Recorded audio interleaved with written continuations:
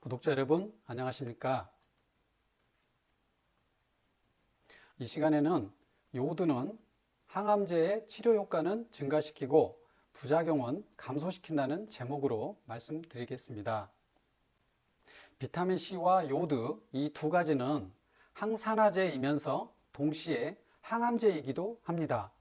비타민C는 고용량에서는 산화작용을 해서 항암 효과를 냅니다. 요오드는 몇 가지 항암 기전이 있습니다.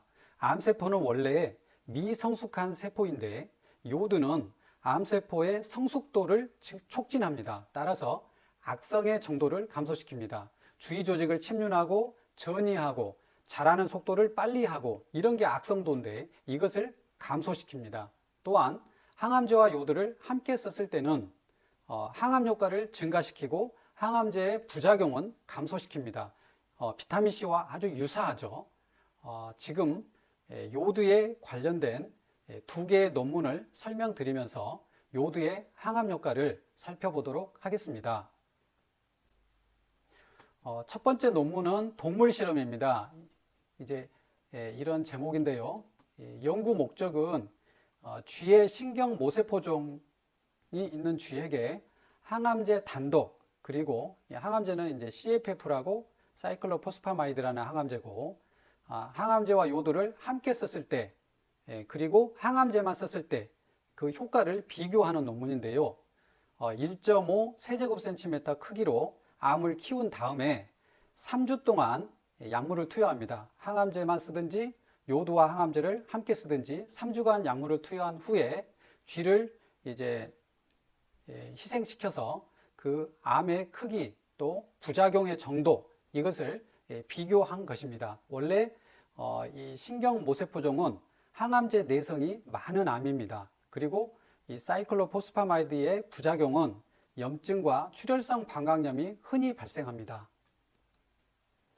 이때 요오드는 어떤 항암 기전으로 기전인가?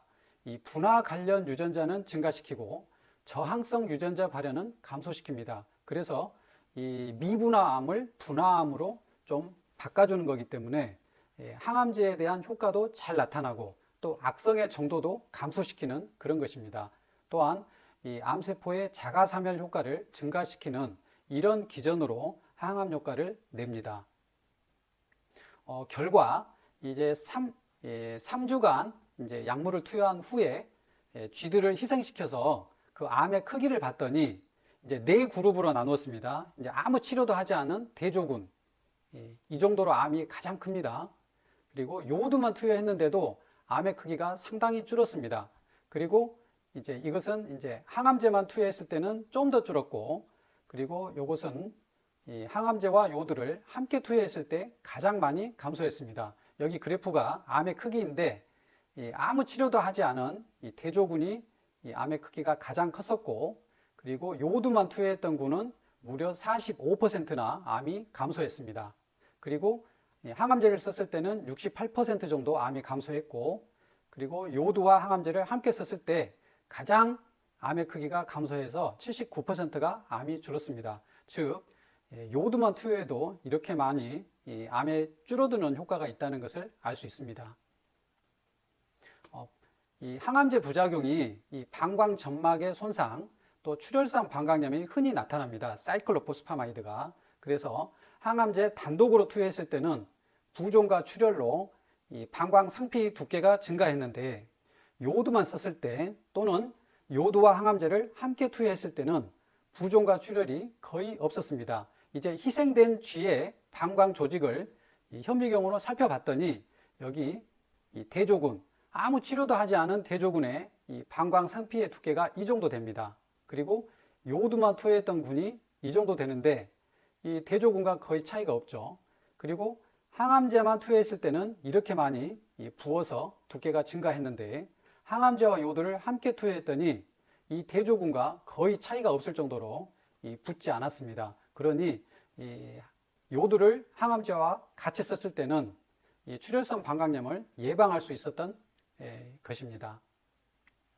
이제 그 방광 점막의 두께를 이제 그래프로 나타냈는데요. 이 대조군 아무 치료도 안 했더니 이 정도 됐고, 요오드만 썼을 때는 약간 증가했지만 비슷했고, 항암제만 썼을 때는 가장 많이 이 두께가 두꺼워져 있습니다. 그리고 항암제와 요도를 함께 썼을 때는 대조군과 거의 차이가 없을 정도로 붙지 않았습니다. 굉장히 좋은 요도의 효과라고 볼 수 있습니다. 출혈성 방광염을 요도가 어떻게 막아주는가? 이게 항산화, 항염증 효과입니다. 여기 이제 그림으로 보이는 게 이제 I-는 요도 이온이고 I2는 요도 분자인데 이렇게 산화가 되면서 이 과산화수소를 물로 이렇게 중화시키는 요도가 중화시킴으로써 활성산소를 중화시키는 효과가 있습니다. 또한 인터루킨이나 또는 튜머 네크로시스 팩터 같은 염증을 유발하는 그런 이 물질의 분비를 요도가 억제시킵니다. 그런 효과로 이런 출혈성 방광염을 예방할 수 있는 것입니다. 두 번째 논문은 사람 대상으로 한 논문인데요. 2019년도에 최근에 나왔고 멕시코 연구입니다. 유방암 환자의 항암 치료 시에 요도 투여 효과를 연구한 것입니다. 연구 디자인은 이중 맹검 위약 대조 시험인데요. 말씀드렸듯이 환자도 의사도 자기가 요도를 먹는지 가짜 약을 먹는지 모르고 하기 때문에 의미가 있고 믿을 수 있는 그런 연구가 되겠습니다. 항암제는 이렇게 첫 글자만 썼는데 5가지 이런 항암제를 썼고 이제 요도는 분자 요도 I2 분자 요도를 사용했습니다. 그래서 2기 유방암 30명, 3기 유방암 30명, 60명을 대상으로 했고 2기 유방암은 15명씩 A군, B군 나누었어요.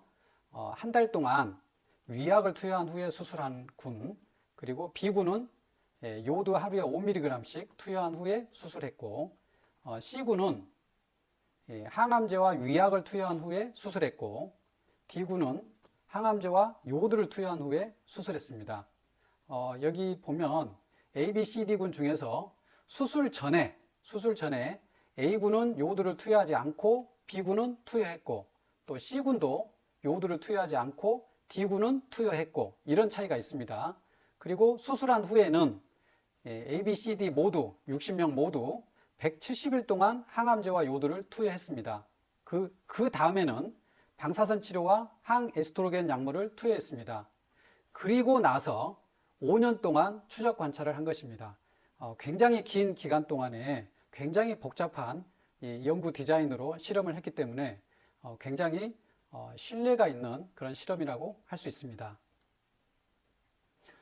마지막 이제 그 치료가 마치고 잔존암의 크기를 비교했더니 여기 A, B군은 이제 2기 유방암, CD는 3기 유방암에서 A군은 요도를 수술 전에 투여하지 않은 거, B군은 투여한 것이죠. 요도. 그리고 C군은 항암제만 투여했고 D군은 요도를 같이 투여한 군이죠. 그래서 2기 유방암만 비교하면 남아있는 암의 크기가 평균치가 이겁니다. 그래서 B군이 더 작고 또 CD군 비교하면 이게 평균치인데 D군이 유방암, 잔존암의 크기가 작았다는 것입니다. 그리고 부작용 통계입니다. 이렇게 A, B, C, D군이 있고 이 백혈구 감소, 구토설사, 근육통 이렇게 부작용이 있는데 이제 A군은 백혈구 감소가 7명, 5명, 구토설사는 2명 대 1명, 그리고 근육통은 8명 대 9명. 이것만 B군이 많았고 이것은 B군이 확실히 적었고요. C, D군을 비교하면 이 백혈구 감소가 가벼운 백혈구 감소는 똑같았고 이게 심한 백혈구 감소입니다. D군은 1명도 없었고 여기는 4명. 그리고 구토설사가 가벼운 구토설사는 9명 대 3명, 심한 구토설사는 2명 대 0명. 그리고 근육통, 가벼운 근육통은 똑같았고 심한 근육통은 3명 대 0명. 그래서 요도를 투여한 D군과 투여하지 않은 C군이 부작용에 있어서 확실하게 차이가 있다는 것을 알 수 있습니다. 그 다음에는 암의 재발과 사망 통계입니다. 이제 A, B, C, D군이 있는데 이제 15명, 각 군당 15명인데 실험을 끝까지 이제 마친 숫자가 11명, 12명, 11명, 11명입니다. 몇 명씩 탈락했죠. 그래서 재발률을 보니까 A군은 3명, B군은 2명, 그리고 C는 6명, D는 2명. 확실히 이 요오드를 투여한 B, D군이 적다는 거 알 수 있고, 사망을 보니까 A군은 2명 대 1명, 그리고 4명 대 1명으로 확실히 B군과 D군이 적다는 것을 알 수 있습니다. 이 연구의 결과는 요오드의 항암 보조 효과가 있는데 항암제 효과를 증가시켰고 항암제 부작용은 감소시켰고 무병 생존율은 증가시켰다는 굉장히 좋은 그런 효과가 있다는 것을 보여줍니다. 수술 후에는 모든 환자가 요오드를 함께 투여했지만 수술 전에 겨우 한 달 동안 요오드를 투여하고 안 하고 그 차이가 이렇게 많은 그 부작용 감소 그리고 효과의 증가, 이런 무병 생존율 증가, 이런 좋은 효과를 냈다는 것을 알 수 있습니다. 요오드를 투여한 B군과 D군의 암 조직 검사를 했더니 주위 조직으로의 침투가 감소되어 있었고 암세포의 자가사멸이 증가되어 있었고 에스트로겐 수용체 수가 증가되어 있습니다. 그러니 이제 에스트로겐 효과가 더 커지겠죠. 또 면역세포의 침륜이 증가되어 있었습니다. 이런 걸 보면서 확실하게 요오드가 항암을 도와주는 효과가 있다는 것을 알 수 있습니다. 요오드는 정상세포에는 항산화 작용으로 세포를 보호합니다. 암세포에는 항암 효과를 증가시키고 항암의 부작용은 감소시킵니다. 비타민C와 아주 비슷합니다.